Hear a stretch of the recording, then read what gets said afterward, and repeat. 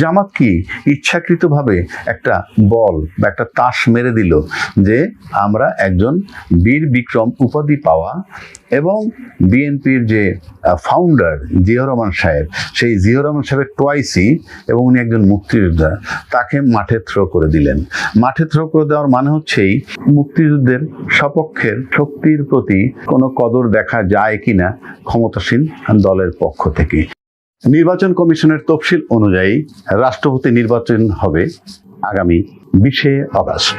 ওই দিন জাতীয় সংসদের অধিবেশন ডাকা হবে, কিন্তু সেখানে প্রধান নির্বাচন কমিশন ওই অধিবেশনে নির্বাচন পরিচালনা করবেন। এটা একটা স্বাভাবিক নিয়ম, স্বাভাবিক প্রক্রিয়া, নির্বাচন হবে। প্রশ্ন হচ্ছে যে নির্বাচনটা কেমন হবে এবং প্রার্থীর বিষয়টা কেমন হবে, এবং সরকারি দলের পক্ষ থেকে যারা আজকে রাষ্ট্রীয় ক্ষমতায় আছে তাদের প্রার্থী এখনো বলতে গেলে চূড়ান্ত হয়নি। তারপরেও মোটামুটি ফখরুল ইসলাম আলমগীর সাহেবের বিষয়টা নিশ্চিত হয়েছে। পক্ষান্তরে 11 দলীয় যে বিরোধী দল, 11 দলীয় জোট, তারা কিন্তু ইতিমধ্যে তাদের একজন প্রার্থীর নাম উপস্থাপন করে ফেলেছেন। তিনি হলেন কর্নেল অলি সাহেব। কর্নেল অলি সাহেব একজন মুক্তিযোদ্ধা এবং উনি বীর বিক্রম, উনি একজন আর্মি অফিসার এবং উনি জিয়াউর রহমান সাহেবের একজন ফলোয়ার্স বলা চলে, এবং তার চাকরিকালীন সময়ে তার টোয়াইসি ছিলেন। উনি সম্প্রতি জামাতে যোগ দিয়েছেন এবং জামাতের নেতৃত্বে, জামাত এবং এনসিপির পক্ষ থেকে তাকে মনোনয়ন দেওয়া হয়েছে রাষ্ট্রপতি নির্বাচনের জন্য। পাশাপাশি ফখরুল ইসলাম আলমগীর সাহেব একজন বলিষ্ঠ নেতা, বিএনপি ঘরানার, বিএনপির সুখে দুঃখে, বিশেষ করে 16 বছর যে নির্যাতন নিপীড়ন ছিল আওয়ামী লীগের, সেই অবস্থার মধ্য থেকেও তিনি আদর্শচ্যুত হননি এবং বিএনপির পক্ষে লড়াই তিনি করে গেছেন অব্যাহতভাবে। 2026-এর নির্বাচনের পর উনি যথারীতি স্থানীয় সরকারের দায়িত্ব নিয়েছেন। আমি যদি এইভাবে বিশ্লেষণ করতে যাই, দুইজন প্রার্থী এর আদি পরিচয় কর্নেল অলি সাহেব, উনিও কিন্তু বিএনপি ঘরানারই লোক, কিন্তু নির্বাচনের আগে উনি জামাতে যোগ দিয়েছেন। তো সেই হিসাবে যদি আমরা প্রার্থীর চিন্তা করি, কেন কর্নেল অলি সাহেব নিশ্চিত পরাজয় জেনেও প্রেসিডেন্টের পদের জন্য প্রতিদ্বন্দ্বিতা করতেছেন, এটা একটা বিষয়, এবং এটা আসলে কি বার্তা দিবে। আর যেহেতু 70 অনুচ্ছেদ, সংবিধানের 70 অনুচ্ছেদ এখনো চলমান এবং এটা এখনো এক্সিস্ট করতেছে, এখনো এটা আছে, সুতরাং দলের বিরুদ্ধে ভোট দেওয়ার কোনো সুযোগ নাই। এই কারণে যে দলের বিরুদ্ধে ভোট দিলে পরে তার সংসদের যে সদস্য পদ সেটা বাতিল হয়ে যাবে। ভোটাভুটিটা আমার কাছে মনে হয় মোটামুটি খুব গোপনীয় কোনো বিষয় নাই, প্রকাশ্যেই দিতে হবে। অর্থাৎ গোপন কক্ষে দিলেও কাকে ভোট দিল সেই বিষয়টা, কোন সদস্য দিল, এগুলা ওখানে বোধহয় আইডেন্টিফাই করা যাবে। সেই বিবেচনায় যদি দেখা যায় তাহলে তো ফখরুল ইসলাম আলমগীর সাহেব, কোনো সন্দেহ নাই যে ওনার বিজয় সুনিশ্চিত যদি উনি চূড়ান্তভাবে মনোনয়ন পান। পাশাপাশি যদি আমি আরেকটা জিনিস দেখি যে মুক্তিযুদ্ধের চেতনার পক্ষে, যেহেতু আওয়ামী লীগ দীর্ঘ প্রায় 53 বছর যাবৎ মুক্তিযুদ্ধের চেতনার পক্ষে একেবারে বলিষ্ঠভাবে বলে আসছেন এবং চেতনার নামে কি করেছেন আমরা দেখেছি, বিশেষ করে গত 16 বছর কি করেছেন তো আমরা দেখেছি। এবং শেখ হাসিনা যখন চলে গেল ভারতে আশ্রয় নেওয়ার পর, আমরা আবার দেখলাম সেই একই বয়ান, কিন্তু বর্তমান সরকার যারা ক্ষমতায় আছে তারাও কিন্তু প্রচন্ড রকমের মুক্তিযুদ্ধের পক্ষের শক্তি। মুক্তিযুদ্ধের পক্ষের শক্তি না কে, তারপরেও বলছি ওনারা দলীয়ভাবে স্টাবলিশ করেন যে ওনারা মুক্তিযুদ্ধের পক্ষের শক্তি। সেক্ষেত্রে আমি ব্যক্তিগতভাবে যদি দেখি, বিবেচনায় নিতে যাই, তাহলে তো মুক্তিযুদ্ধের পক্ষের শক্তি হিসাবে আমি মনে করি, আমার কথায় কিছু আসে যায় না, তবু আমি বলছি যে মেজর হাফিজ সাহেব, তাকে নিয়ে অনেক বিতর্ক আছে। উনি নাকি নানান ধরনের বিতর্ক করেছেন, দলের বিরুদ্ধে অনেক সময় স্ট্যান্ড নিয়েছেন, এই ধরনের কথাও আছে তার সম্পর্কে। কিন্তু প্রশ্ন হচ্ছে ব্যক্তি মেজর হাফিজ কে? উনি একজন আর্মি অফিসার ছিলেন, অর্থাৎ সেনা অফিসার হাফিজ। তারপর যদি আপনি আসেন, উনি একজন মুক্তিযোদ্ধা হাফিজ।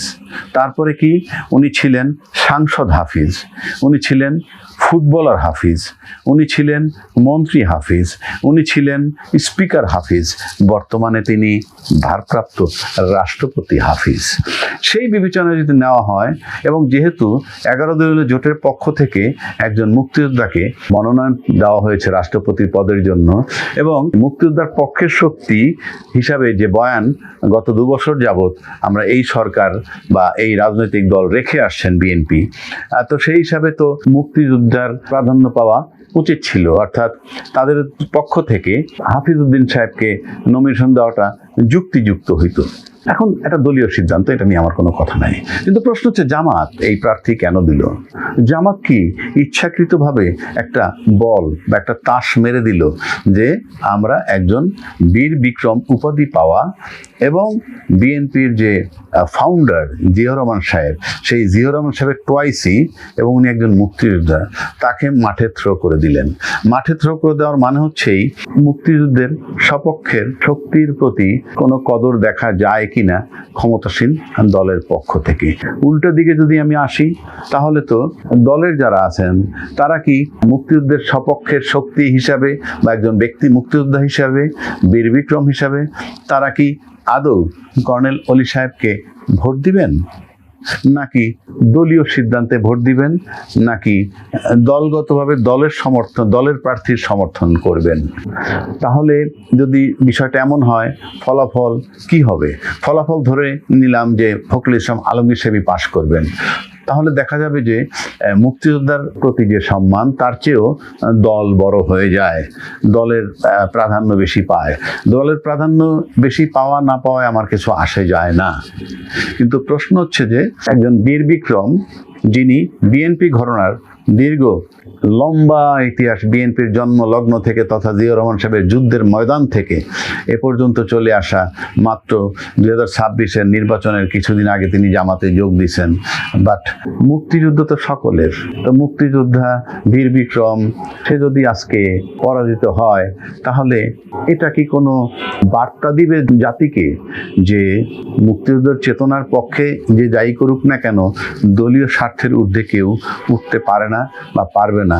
বিষয়গুলো এমন কিনা, প্লাস দলীয় সিদ্ধান্তের বাইরে গিয়া বা দলের লোকগুলো, দলের সাংসদরা আদৌ কি মুক্তিযোদ্ধারে ভোট দিতে পারবে?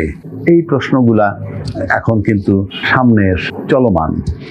এবং ফলাফলের পর দেখা যাবে যে ফলাফল তো আমরা মোটামুটি জানি যে ফখরুল ইসলাম আলমগীর সাহেবই হয়তো রাষ্ট্রপতি নির্বাচিত হবেন যদি উনি চূড়ান্তভাবে মনোনয়ন পান। তাহলে বিষয়টা কি এরকম হবে যে আসলে মুক্তিযুদ্ধের বিষয়গুলো কেন গুরুত্ব বহন করে না, এটা শুধু রাজনৈতিকভাবে রাজনৈতিক হাতিয়ার হিসেবেই ব্যবহার হয়, তেমন কিছুই কি হবে?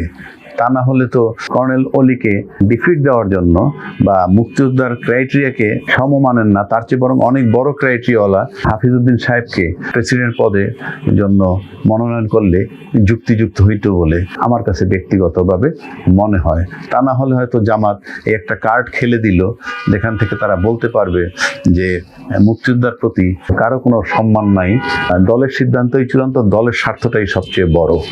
এটাই বোধহয় প্রমাণ হতে যাচ্ছে।